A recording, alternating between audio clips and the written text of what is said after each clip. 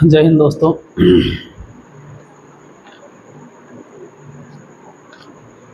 इतना दिन हो गया क्लास लिए हुए। दीपावली छठ पे छुट्टी था, क्लास नहीं लिए हैं। 1 मिनट, क्वेश्चन नंबर 16 तक बता दिए थे। उसके आगे बताना था क्वेश्चन नंबर 17, जो आप कंटिन्यू करते, लेकिन उससे पहले लिख देते हैं कि एक्सरसाइज 14.4, अगर बुक की बात करें तो केसी सिन्हा, क्लास 11th। चैप्टर का अगर नाम लें तो बाइनोमियल थ्योरम। क्वेश्चन नंबर 17, यदि x plus y to the power n के विस्तार में 6वां, 7वां और 8वां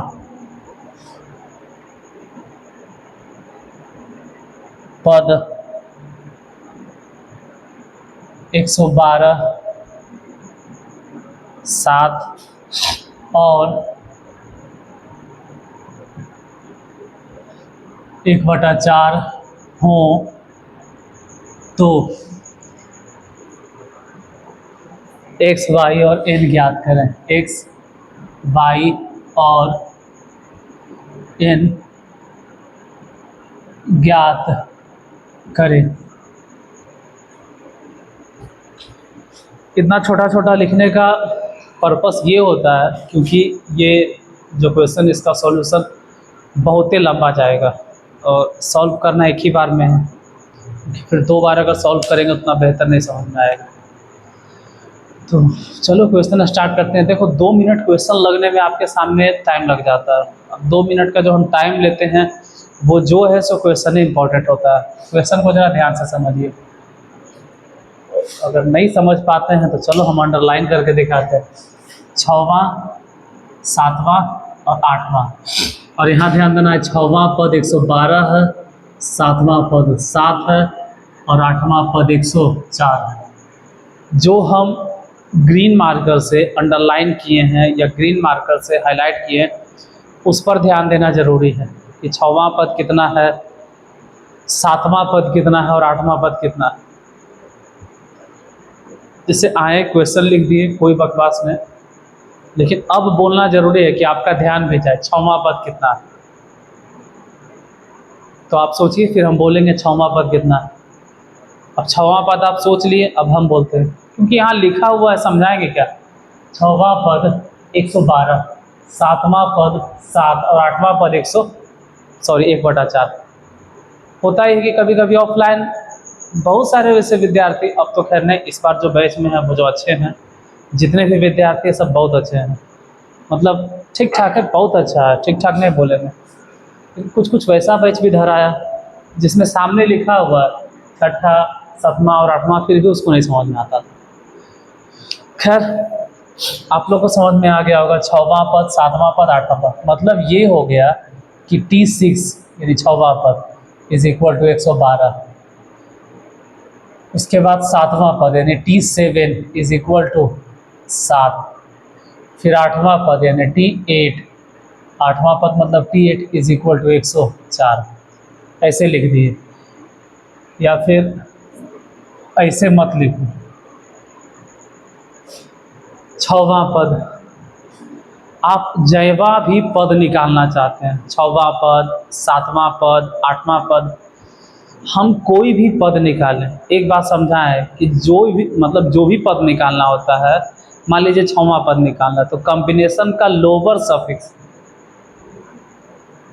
5 होगा, या अगर 7वां पद निकालना है तो कॉम्बिनेशन का लोअर सफिक्स 6 होगा। अगर 8वां पद निकालना है तो कॉम्बिनेशन का लोअर सफिक्स 7 होगा। मतलब हम ये बोलना चाह रहे हैं कि कोई भी पद निकालना हो, 7वां पद, 8वां पद, 9वां पद, 10वां पद, जयवां पद कहे निकालने के लिए, आप जिस पद की बात कर रहे हैं कॉम्बिनेशन का लोअर सफिक्स उससे एक छोटा होता है, बस यही समझाना चाह रहे हैं। जैसे छठा पद कह रहे हैं तो हम लिखेंगे n combination 5 into x to the power, तो अपर माइनस लोअर, और y टू द पावर सीधे एकदम 5। फिर सातवां पद अगर कहें तो n combination 6 into x to the power n minus 6 और y टू द पावर 6। आठवां पद अगर कहें तो n combination 7 x to the power n minus 7 और y टू द पावर 7 हो गया। इतना इक्वल टू पहले से दिए हुए हैं T6, पहले से दिए हुए हैं कितना 112। सातवां पद अगर बात करें तो दिए हुए हैं 7। आठवें पद की बात करें तो 1/4। आप नाम दे दो, समीकरण फर्स्ट, समीकरण सेकेंड और समीकरण थर्ड। ये 3 नाम दे दिए समीकरण के, समीकरण फर्स्ट, समीकरण सेकेंड, समीकरण थर्ड। अब हर बार की तरह समीकरण सेकेंड में समीकरण फर्स्ट से भागा देंगे तो एक मतलब एक समीकरण बनेगा, और फिर उसी तरह से समीकरण थर्ड में समीकरण सेकेंड से भागा देंगे। तो जब हम सेकेंड में फर्स्ट से भागा देंगे मतलब दूसरा समीकरण, दूसरे समीकरण में पहले समीकरण से भागा देंगे, एक समीकरण बनेगा, और फिर तीसरे समीकरण में दूसरे समीकरण से भागा देंगे तो दूसरा समीकरण बनेगा, मतलब एक नया समीकरण बनेगा। हम ये बोलना चाह रहे हैं कि समीकरण सेकेंड में भागा दे रहे हैं समीकरण फर्स्ट से। अब समीकरण सेकेंड कितना है, दूसरा समीकरण अगर देखें तो लिखेंगे n combination 6 into x to the power n minus 6 और y टू द पावर 6। इसमें भागा दो पहले वाले से n combination 5 into x to the power n minus 5 और y टू द पावर सीधे 5। इधर बात करें इसका मतलब है कि 7 में भागा देना है 112 से।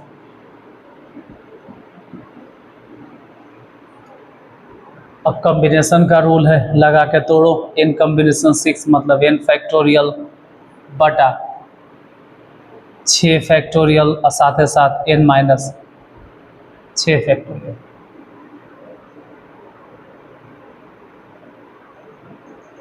ध्यान देना जो ऊपर लिखे हैं ना, जो हम ऊपर लिखे हैं वो समीकरण सेकेंड है, कंफ्यूज मत होना। यहाँ देखो जो n कॉम्बिनेशन 6 दिखाई दे रहा है तो इसमें कंफ्यूज नहीं होना कि n कॉम्बिनेशन 6 क्या लिखती है। n कॉम्बिनेशन 6 जो है ये वाला समीकरण सेकेंड से बैठा है, n कॉम्बिनेशन 6 फिर x to the power n minus 6 y to the power 6। और ये जो नीचे देख रहे हैं n कॉम्बिनेशन 5 और x to the power n minus 5 y to the power 5, ये जो दिखाई दे रहा है ये वाला हिस्सा ये बैठाया गया है समीकरण फर्स्ट से। तो हम समीकरण सेकेंड में समीकरण फर्स्ट से भागा दे रहे हैं, ठीक है, यहाँ तक कोई परेशानी नहीं। ये कॉम्बिनेशन तोड़ दिया। अब नीचे वाले को तो n फैक्टोरियल, अब 5 फैक्टोरियल ऊपर लिखेंगे, जैसे लोअर सफिक्स जो है इसका भी फैक्टोरियल होगा तो इसके लिए ऊपर लिख दिए, और यहीं पे लिखेंगे n माइनस 5 फैक्टोरियल गुने। अब यहाँ समझो x to the power n minus 6, n मतलब 10 मानो, n मतलब 10। ऐसे हमको मालूम है कि n मतलब 10 नहीं आएगा क्योंकि हम इतना दिन से पढ़ा रहे हैं, तो हमको ये भी पता है कि n इक्वल टू क्या होगा, फिर भी n इक्वल टू 10 मान लेते हैं। ऐसे n इक्वल टू एग्जैक्टली 8 आएगा, तो आप 10 ही मानो ना भाई, n equal to 10, n equal to 10 ही मान के चलो 10, तो 10 में से 6 घटेगा, और नीचे देखो 10 में से 5 घटेगा, तो 10 में से 5 गया नीचे तो 5 होगा, और ऊपर 10 में से 6 गया, तो ऊपर वाला वैल्यू ज़्यादा छोटा है। ऊपर वाला में आप 6 घटा दिए, जबकि नीचे वाले में आप सिर्फ 5 घटा दिए। तो नीचे में जो 5 घटा है ये वाला वैल्यू बड़ा है, और ऊपर आप 6 घटा दिए थे तो वो वाला वैल्यू छोटा है। यानी ऊपर का वैल्यू मान लो 4 है, 10 में से 6 गया तो 4, n मतलब 10 तो 6 गया 4, और नीचे 10 में से 5 गया 5, n नीचे बड़ा। इसका ये मतलब हो गया कि ये दोनों कैंसिल वैंसिल होके जो भी बचेगा नीचे बचेगा x, इसमें देखें तो ऊपर बचेगा y। हाँ, इधर अगर काटे तो 16 सतह परिवर्तन से 1/16। बाकी जो काटना है n फैक्टोरियल, फिर ये 5 फैक्टोरियल है, रहने दो, इसको कुछ मत करो। 6 को लिखो 6 गुने 5 फैक्टोरियल, फिर n-5 बड़ा है तो इसको लिखो n-5 और उसके आगे लिखिए n-6 फैक्टोरियल और नीचे रहने दो n-6 फैक्टोरियल। ये वाला कैंसिल, 5 फैक्टोरियल कैंसिल। इधर देखे तो 1/16। अब संभल के काटना है, 6 है, 3 दूनी 6, 8 दूनी 16 और ये बच गया y/x। बस यही तो ध्यान देना है कि y/x इक्वल टू कितना लिखेंगे अब हम। इधर 1/8, लेकिन 1 नहीं रहने देंगे क्योंकि 3 है ना, इसको गुना कर देते तो इधर हो गया 3। यहाँ जो 3 है इधर दिखाई दे रहा होगा, यहाँ वाला, यहाँ वाला 3 गुना हो गया 3/8 और n/5 हो गया बटे में। इसको आप नाम दे दीजिए समीकरण 4, क्योंकि 3 समीकरण तो आपके पास ऑलरेडी है, फर्स्ट सेकंड थर्ड, तो अब आप फर्स्ट सेकंड थर्ड नहीं बोल सकते, समीकरण चौथा नाम देंगे। और अब जैसे सेकेंड में हम फर्स्ट से भागा दिए, अब हम समीकरण थर्ड में समीकरण सेकेंड से भागा देंगे। अब लिखेंगे समीकरण थर्ड डिवाइडेड बाय समीकरण सेकेंड। समीकरण थर्ड कितना है? समीकरण थर्ड देखो, n combination 7 into x to the power n-7 into y to the power सीधे एकदम 7।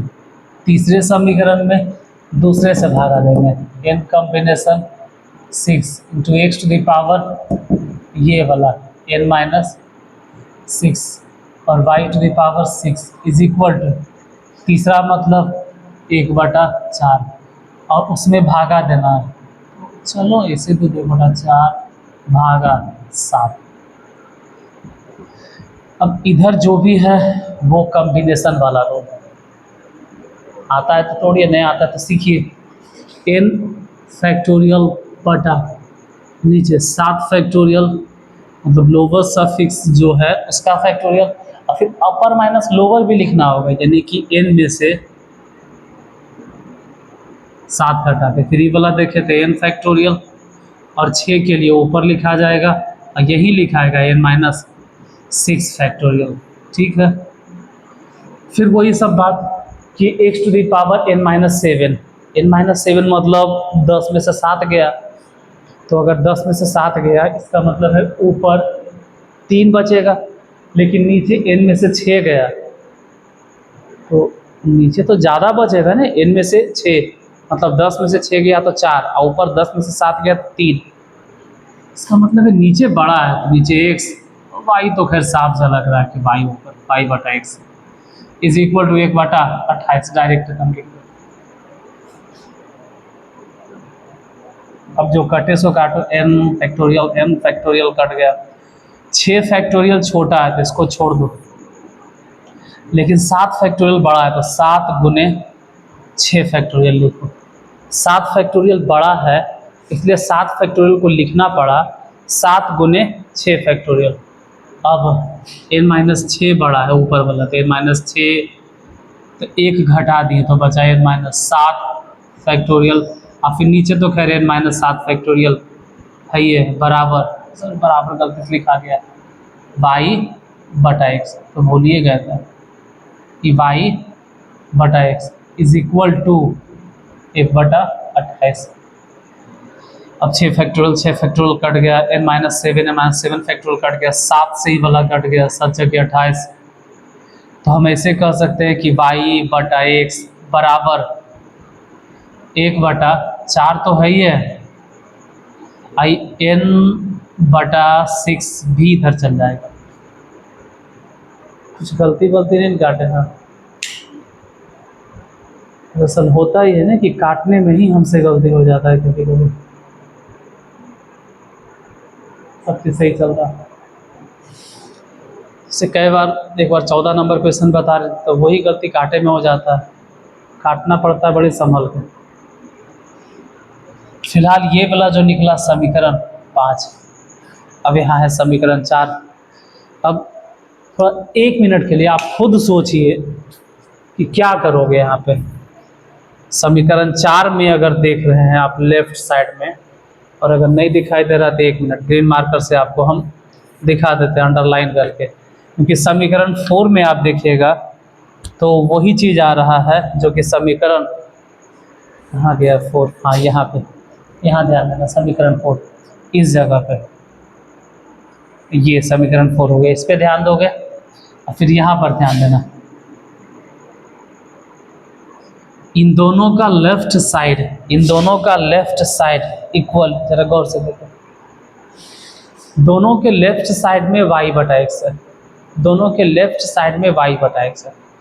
अगर दोनों के लेफ्ट साइड में y/x है मतलब दोनों का लेफ्ट साइड इक्वल है, तो ये कंफर्म हो जाता है कि दोनों का राइट साइड भी इक्वल होगा। एक तो आप सोचने का तरीका ये रखिए कि अगर दोनों का लेफ्ट साइड इक्वल है तो राइट साइड भी इक्वल होगा, एक तरीका ये हो गया। नहीं तो दूसरा तरीका ये है कि आप समीकरण 4 में, समीकरण 4 में से y/x का मान उठाओ और इस y/x का मान समीकरण 5 में रख दो।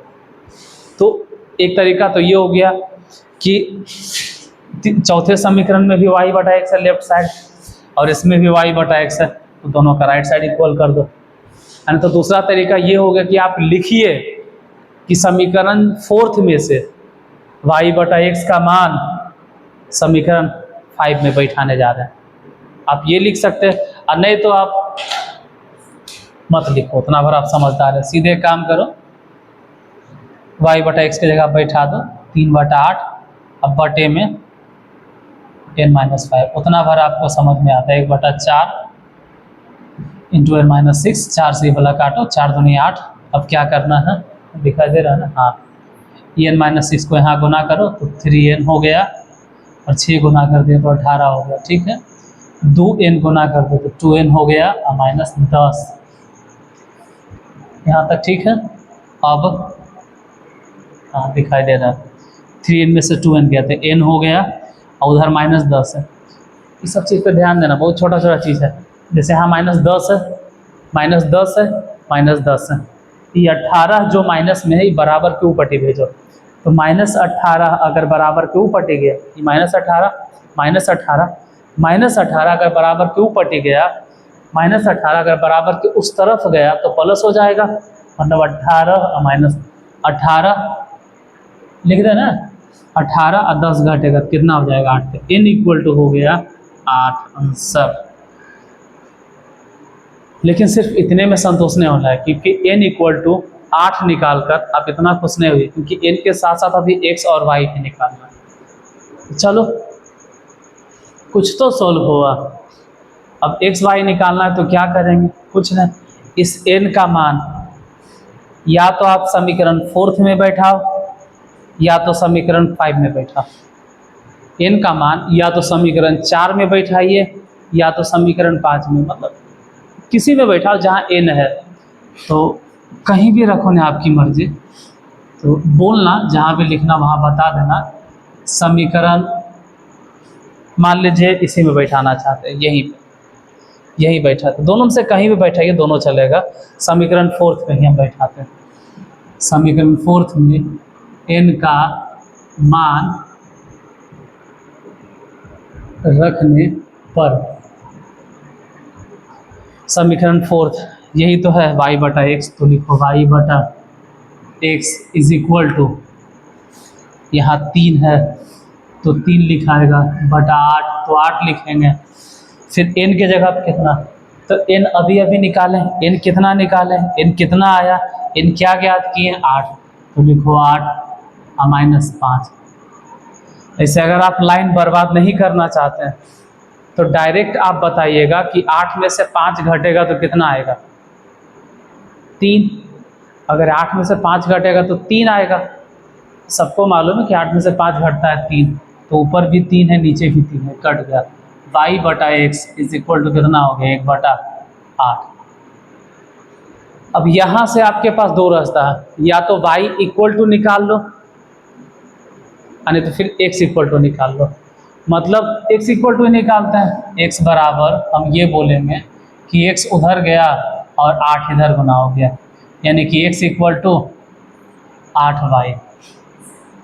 अब x इक्वल टू 8y, इसको क्या नाम दें? इतना मैंने समीकरण का नाम ही पड़ गया कि इसको नाम दे दीजिए समीकरण 6। ये भी एक तरह का समीकरण इक्वल है। तो अब इसमें x का मान कहाँ रखें? अब आप फ्री हैं, फर्स्ट सेकेंड थर्ड। तो फर्स्ट में तो n कॉम्बिनेशन 5, ये ज़्यादा दूर लग रहा है। क्यों दूर क्यों लग रहा है? ऐसा क्यों बोले दूर लग रहा है? क्योंकि n का मान कितना है? 8। तो 8 अगर लिखेंगे तो 8 कॉम्बिनेशन 5, मतलब 5 सीढ़ी उतरना। चलो भाई 5 सीढ़ी नहीं भी उतरना है, आप थोड़ा कॉम्बिनेशन के बारे में जानते हैं कि हाँ सर 8 है ना, तो 8 में से 5 घटा देंगे तो 3 बचेगा, फिर भी 3 सीढ़ी तो बचेगा ना। तो 3 सीढ़ी भी क्यों उतरे? इसमें रखें n कॉम्बिनेशन 6, मतलब 8 कॉम्बिनेशन 6, तो 8 में से 6 घटा के 2 हो जाएगा। तो हम 2 भी क्यों रखें? हम 8 कॉम्बिनेशन 7 रखेंगे, 8 में से 7 घटेगा तो 1। इसीलिए फर्स्ट सेकेंड थर्ड किसी में भी रख सकते थे आप।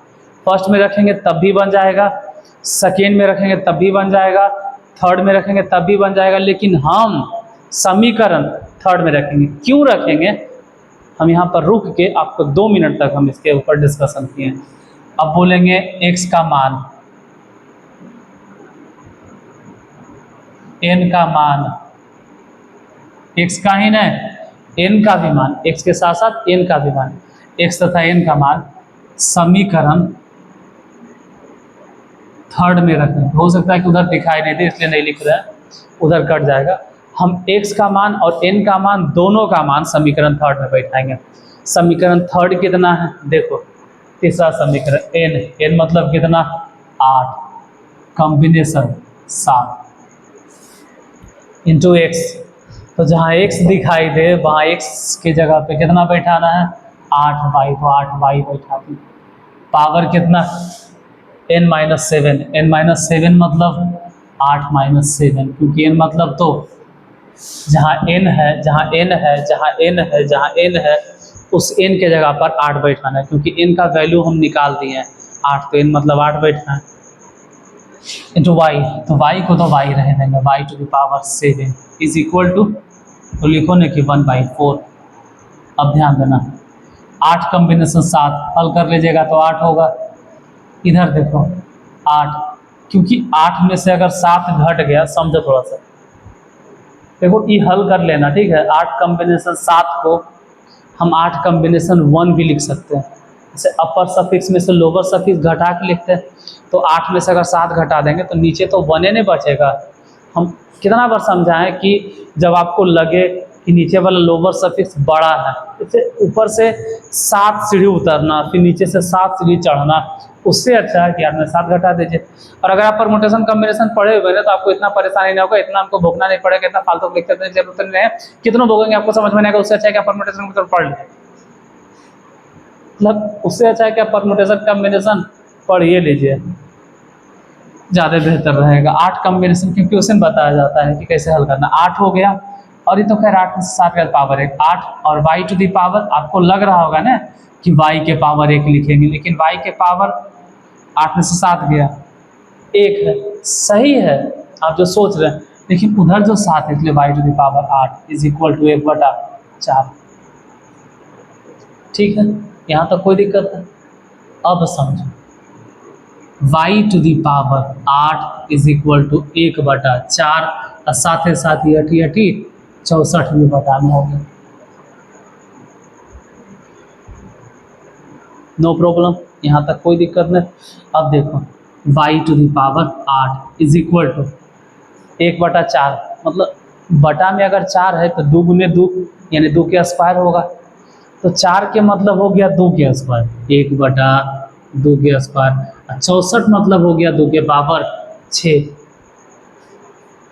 तो कुल मिला जुला कर हम ये बोलेंगे कि y टू दी पावर 8, शायद दिखाई भी नहीं दे रहा होगा, दिख रहा, y टू दी पावर 8 को हम ये बोलेंगे 1/2 के पावर 8।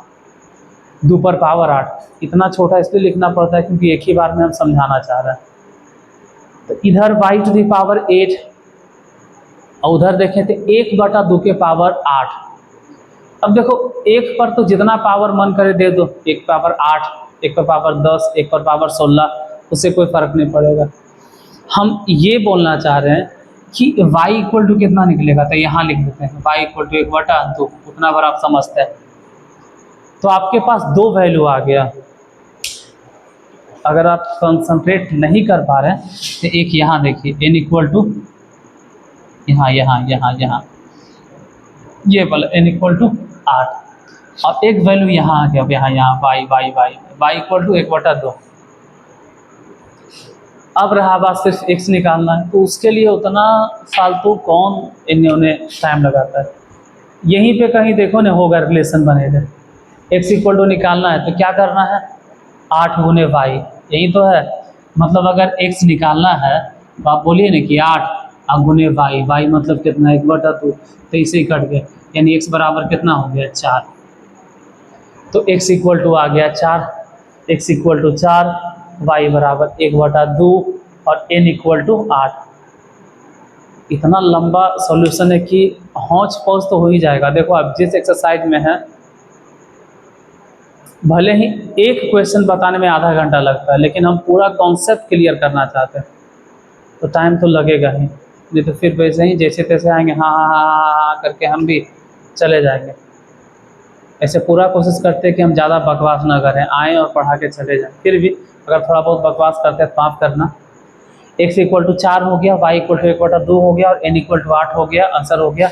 बाकी इसके बाद अगला क्वेश्चन बताएं। इतना आपके पास भी अब कैपेसिटी नहीं बचा है और मेरे पास भी अब कैपेसिटी नहीं कि हम अगला क्वेश्चन आपको समझा पाए, क्योंकि अगर हम समझाएंगे तो हो सकता है कि उतना बेहतर नहीं समझा पाए, क्योंकि एक ही क्वेश्चन में हम पूरा अपना इफर्ट डाल दिए हैं। एक बार आप भी देख लीजिएगा, एक बार थोड़ा जल्दी हम समझा देते हैं, क्योंकि इतना लंबा हिसाब दोबारा एक बार रिकैप तो करना चाहिए। तो चलो हम जल्दीबाजी में थोड़ा सा एक बार बता देते हैं। ये सब तो आप समझ ही रहे हैं कि 6वां पद, 7वां पद, 8वां पद। 6वां पद दे था 112, 7वां पद दे था 7 और 8वां पद दे था 104। ठीक है, वहाँ से बैठा दिए। 6वां पद की जो आप देख रहे हैं सूत्र लगाए। 6वां पद के सूत्र क्या होता है, n combination 5 x to the power n minus 5 y to the power 5। ये सब कॉम्बिनेशन का नियम है, कॉम्बिनेशन बोल दिया सॉरी, मतलब 7वां पद बाइनोमियल थ्योरम पढ़ाया गया। 7वां पद n कॉम्बिनेशन 6, मतलब लोअर सब फिक्स एक वो कम होगा, x to the power n minus 6 y to the power, ये सब हो गया। ठीक है, फिर अब दूसरे समीकरण में फर्स्ट से भागा दिए। दूसरा समीकरण मतलब 7 ऊपर 112 की काट छाट के इसमें से y/x जो भी निकला, उसी तरह से अब फिर क्या किए कि समीकरण तीसरा में समीकरण 2 से भागा दिए, तो तीसरा में दूसरा से भागा दिए। तीसरा समीकरण ये है, ये वाला लिखे, दूसरा ये है, इससे दिए भागा हुआ। देखिए यहाँ भी y/x निकला, फिर दोनों में से y/x को हम इक्वल कर दिए, इक्वल करके n का मान निकला। n का मान हम बैठा देंगे किस में, फर्स्ट सेकंड थर्ड में न, या तो फोर्थ में या तो 5 में। तो हम समीकरण 4 या 5 किसी में बैठाना था, 4th में बैठा दिए। तो यहाँ से एक रिलेशन निकला y/x इज इक्वल टू 1/8, मतलब कि x इक्वल टू 8 गुने y, और x बराबर ये वाला मान हम या तो फर्स्ट या सेकेंड या थर्ड में बैठाएंगे। तो हम फर्स्ट सेकेंड थर्ड में बैठाने हैं, तो फर्स्ट में ने, सेकेंड में ने, थर्ड में बैठाएं। क्यों, वो हम समझा दिए। थर्ड में बैठाएं, यहाँ से y का मान निकला, वही का मान, मतलब y का मान इसमें बैठा दिए, तो x का मान निकल गया।